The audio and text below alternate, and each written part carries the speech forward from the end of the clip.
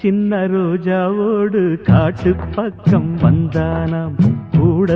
ஒரு ரோஜா கூட்டம் கூட்டிக்கிட்டு போனானாம் சந்தோஷ காத்து உல்லாச கூத்து சங்கீத பாட்டு சொன்னானாம் கிளைகளின் மேலே கருங்குயில் கூட்டம் இலவசமாக நவ இசை பாட